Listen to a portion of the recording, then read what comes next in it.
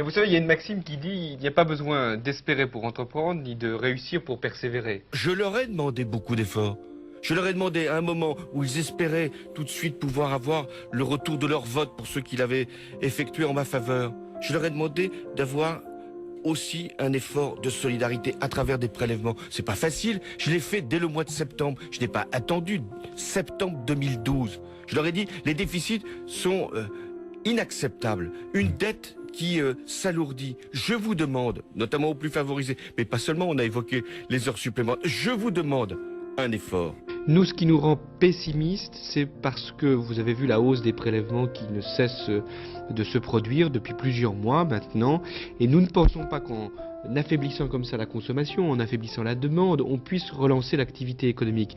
Et la crainte que nous exprimons en ce moment, c'est que, à force de ponctionner, de prendre toujours au même et souvent au plus modeste, on finisse par tuer la reprise économique et la croissance. Et finalement, au terme de ce processus, on n'aurait ni comblé nos déficits et en plus, on aurait augmenté le chômage. J'essaie d'avoir une cohérence dans les convictions.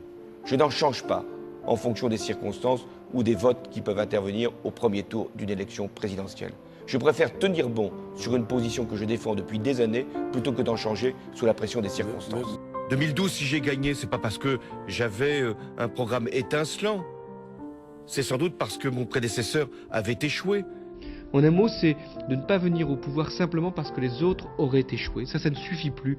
On ne peut pas dire aux Français, vous savez, ça ne va pas marcher avec la droite, donc faites-nous confiance. Non, il faut que, si la gauche revient, elle ait un message politique fort à donner au pays.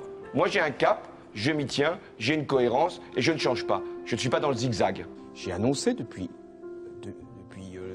la fin du mois de décembre dernier qu'il y aurait une augmentation de la TVA en 2014 pour financer le pacte de compétitivité, la baisse donc des 20 milliards sur la masse salariale des entreprises pour leur permettre d'embaucher. Donc nous, pour revenir aux responsabilités, il faut qu'on ait des idées nouvelles sur la lutte contre le chômage, et on en a deux.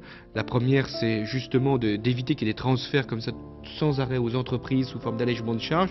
Aujourd'hui, il vaut mieux favoriser une reprise de l'activité économique par la demande, par les consommateurs, par ceux qui peuvent, par leur acte quotidien, relancer l'activité économique. Moi, j'accepte la guillotine. Est-ce que j'ai pu faire avancer le pays? Ou est-ce que j'ai simplement été là pour gérer les affaires courantes? Je ne suis pas là pour gérer les affaires courantes du pays, parce que le pays ne peut plus attendre.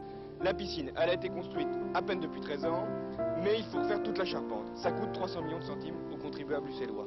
Deuxième exemple, la salle polyvalente, elle a coûté 800 millions de centimes, elle a été ouverte il y a 2 ans et elle reste inutilisable pour les soirées musicales. Troisième exemple, pourrais-je ajouter les décharges sauvages, il y en a une en plein centre-ville. Alors, en plus de cette mauvaise gestion, il y a l'augmentation continue des impôts. Comment allez-vous baisser leurs impôts? Puisqu'on parle de retournement. Non, Jean-Jacques Bourdin, si aimer les Français, c'est simplement de leur dire vous allez payer moins d'impôts. Je ne suis pas dans ce type de rapport. Alors, pour les impôts, qu'est-ce qui m'importe? Allez-y.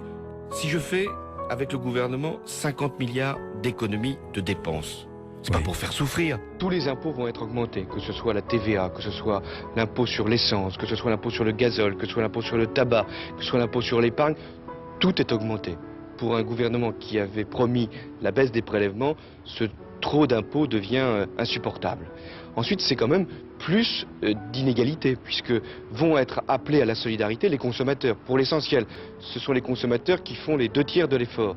En revanche, les patrimoines importants restent finalement bien protégés. Quand on regarde ce budget, on peut se dire que bien sûr les socialistes ne le voteront pas, mais que même le candidat Chirac ne l'aurait pas voté tant il ressemble à ce qu'il dénonçait hier, le plus d'impôts, le plus d'injustice et le plus d'inquiétude. Dernière question, François Hollande. Vous avez écrit un livre collectif, La gauche bouge. Non, moi je raconte pas des histoires à proprement parler, c'est-à-dire des histoires apprises. J'essaye de raconter des histoires qui me sont arrivées.